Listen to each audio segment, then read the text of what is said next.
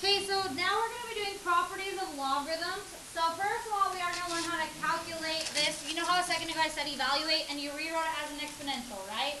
We did this, we set it equal to x, and then we said base 2 both sides, 2 to the x equals 32, and we were able to solve by doing 2 to the x equals 2 to the 5th, therefore that equals 5. Does everybody remember doing that a minute ago?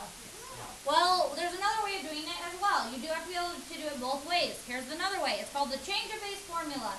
So we can actually type it into our calculator if we have just a log base 10. Well, we don't have log base 2 on our calculator, so you can actually rewrite log to the base 2 of 32 as log of 32 divided by log of 2. And now it's in a format that you can actually just type into your calculator. So try typing it in. Log of 32 divided by log of 2. You should get 5. Awesome.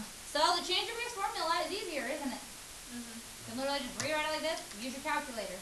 All right, great. So the rule is, if you have log to the base b of x, you can rewrite it as log of x divided by log of b.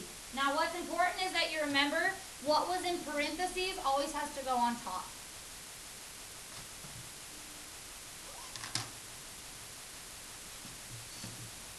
We might use that later on. Alright, so now another thing to keep in mind, if I just said to you simplify, you would know that inverses undo each other, right? If that's true, then these simplification problems should only take you 1 second per problem. So, base 12 raised to the log of base 12 of root x would simplify to be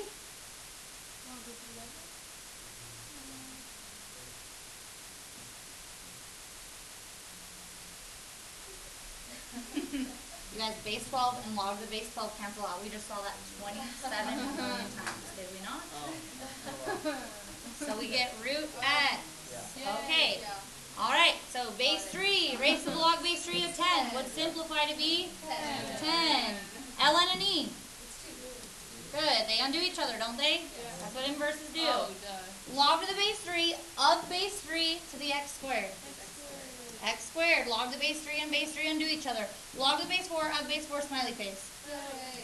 And this one would be 7. Good. Now, I want you to keep in mind though, this is base 3 raised to the log base 3, so don't see this 3 log to the base 3 of 7 and say these cancel out. They don't. It's got to be base 3 raised to the log base 3. You see the difference? And then what would undo, like this, when this one undid it, it's because it was log to the base 3 of base 3 inside. So that's what undoes each other. So just watch out for that because you could get tricked on accident.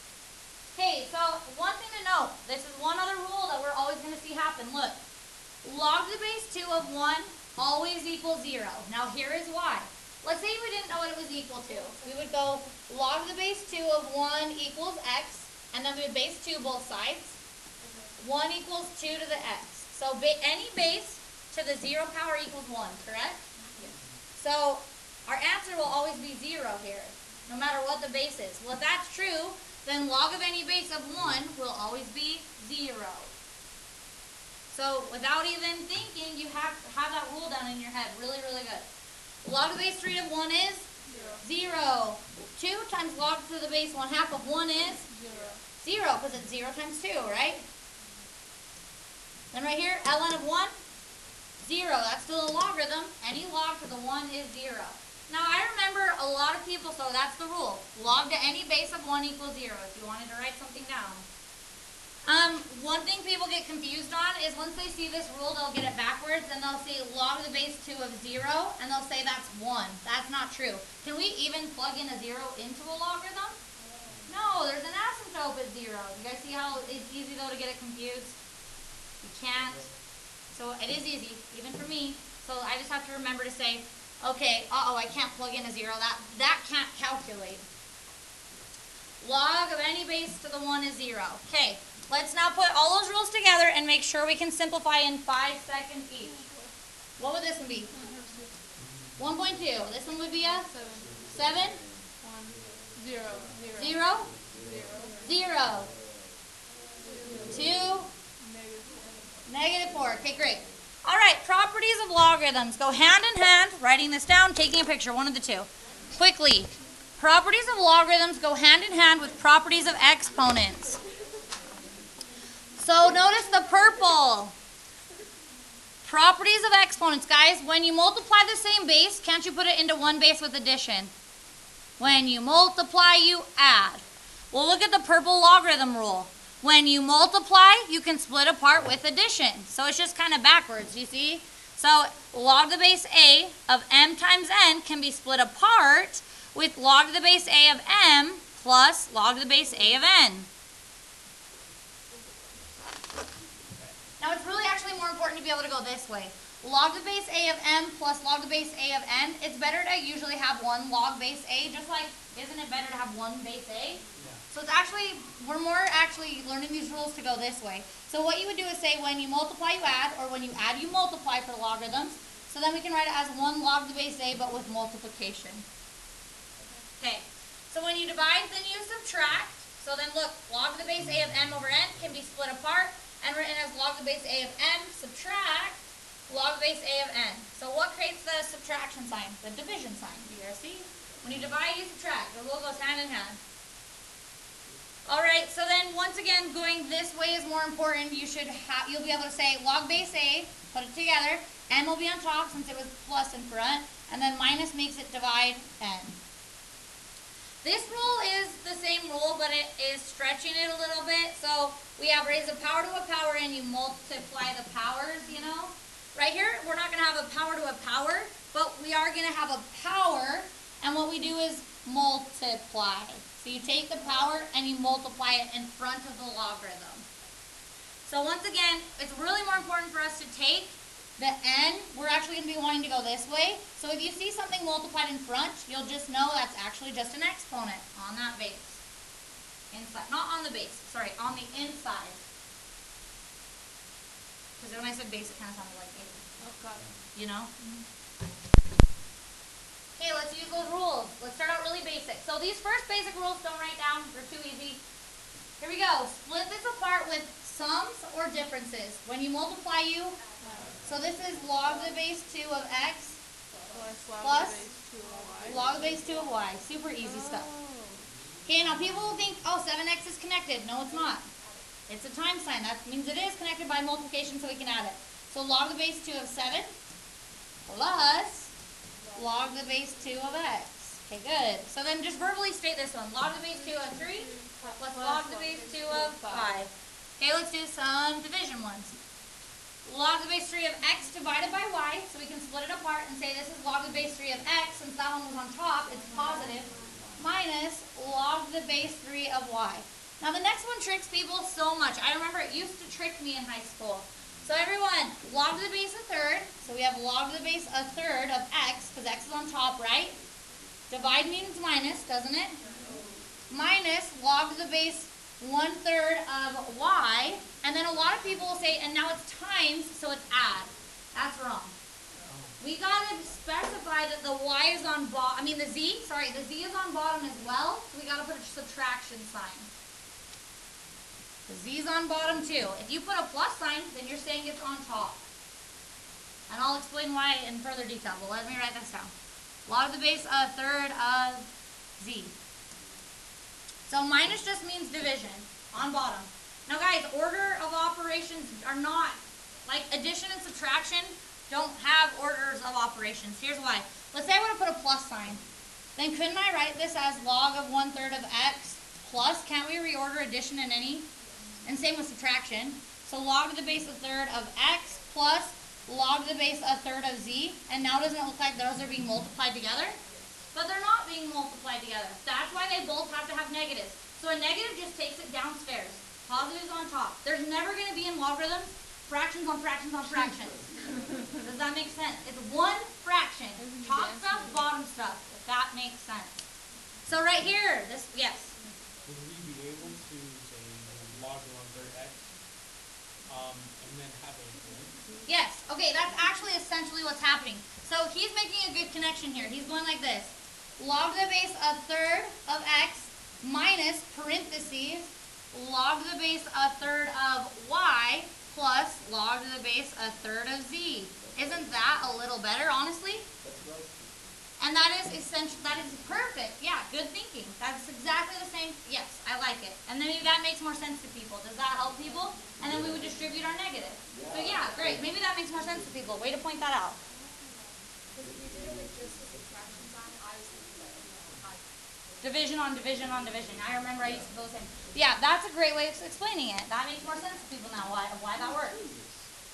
Okay, so how would we verbally tell me how we split this one apart? It'd be log of 2 plus log of x plus log of y minus log of 3 minus log of z.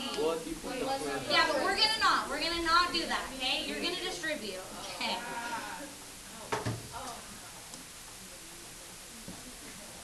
Okay, so now let's do an x where we have exponents. Remember, if you have an exponent, you multiply it in front. So this is equivalent to 3 log to the base 2 of x. So looking at this one, focusing people, log to the base 2 of x squared plus log to the base 2 of y cubed plus log to the base 2 of z. And then from here on out, this is the only time I'm going to show you the steps. After this, I expect you to just be able to think about it. So 2 comes in front, doesn't it? That's what exponents do. 3 comes in front. So then scribble, scribble. Okay, so looking at this next one, if you have a radical, it's really just an exponent, if you can think about that. So this is the same thing as log to the base 1/2 of x y squared z to the 1/2. I always rewrite it as a rational exponent, because then it's no harder. What would our true statement be? Log of 1/2 to the x plus 2 log to the 1/2 of y plus 1/2 log to the base 1/2 of z. And that wasn't even advanced. Okay, so looking at this one, we can do this many different ways. First of all, we can take 1/2 down in front, but then I'm going to have to make sure I use parentheses, because there's a half raised to all that stuff. So an easier, smarter way is to take 1/2 in right here, right now. So then we don't miss it, our parentheses wrong. So we have log to the base 2 of 3 to the 1/2, x to the 1/2, y, correct? 2 raised to the 1/2 is 1. So now we would have 1/2 log to the base 2 of 3 plus 1/2 log to the base 2 of x plus log to the base 2 of y. Okay. So what I want you to do is this one all by yourself. Go quickly.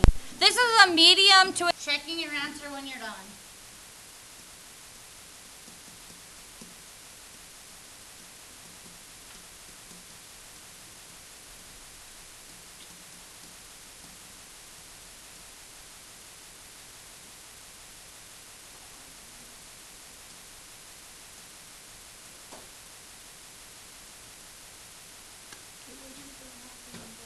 Square root of 5 is 5 to the 1/2 power. Cube root is 2 to the 1/3, yeah. So radicals we'll write as fractional exponents. Did you get it right, everyone? Sweet. Now this is when we add in some addition signs, people start thinking weird things. So everyone focus right now. Looking at this problem, they see addition signs and they think, we can split apart addition signs. Well, no, that's not how the rule works. Isn't there 2 rules pretty much only? 3 rules, but 2 pretty much. When you multiply, you can split apart with addition. With addition, can you split apart with addition? No, there was no rule that said that. So when you multiply, you will split apart with addition. When you divide, you have a subtraction. That is it. Period. End of story. Do you understand that? Yeah. Okay, so let's see here. The only pieces that can be split apart are the parts with multiplication and division. Do you guys see? We would not split that apart. So log of x plus 2. And then instead of putting squared up here, where should I put it in front? Yeah. 2. Now it's a plus 5 log of p, right? Yeah. Now minus time, so plus, and then 5 log of p from that, right? Yeah. Awesome. Minus log of y, and then minus again, right? Minus 4 log of z minus 3. Don't start getting tempted to split apart subtraction and addition. That just can't do it. Does that make sense? Okay, so tell me what the answer to this one would be. Giant square root. It's a cube root, but yeah. You're right. It's no different. Why do we freak out just because we see something different? What?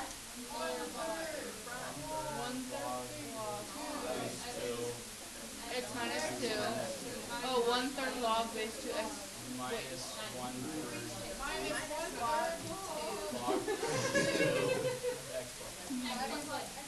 Correct. Okay. So don't overthink it. Don't start overthinking it. You can't split apart subtraction and addition, right? I saw it in my brain's doing. Okay, let's go the other way. Being able to go the other way is more important, so I'm going to fly through this.